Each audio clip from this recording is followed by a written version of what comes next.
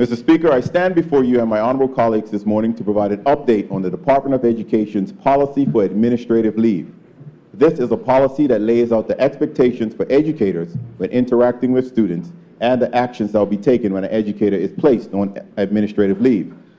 Mr. Speaker, it is a standard practice to place any adult who is cited in a referral and who works with children on administrative leave during an investigation.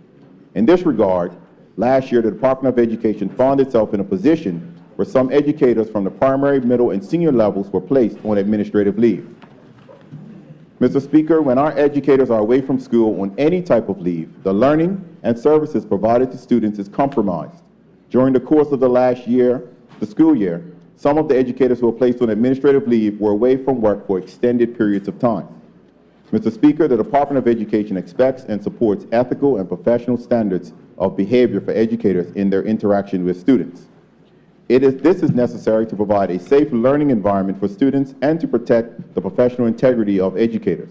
The Department of Education also recognizes the adverse impact that any type of teacher absence has on the results and success of our students. Mr. Speaker, as a result, as Minister, I asked a small committee to take on the task of updating the Department's administrative leave policy.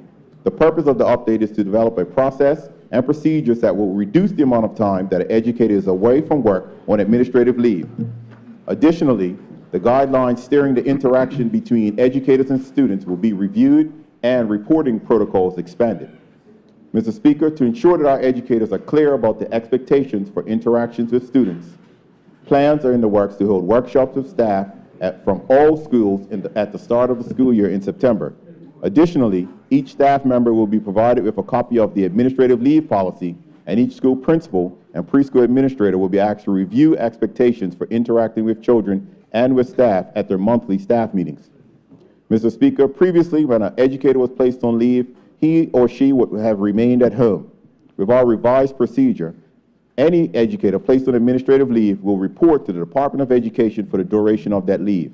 During that time, educators will be assigned tasks to complete and to support their students and their respective school. Mr. Speaker, it's our hope that the revised administrative leave policy and the associated activities will serve as a clear reminder of the expectations for our educators when working with children.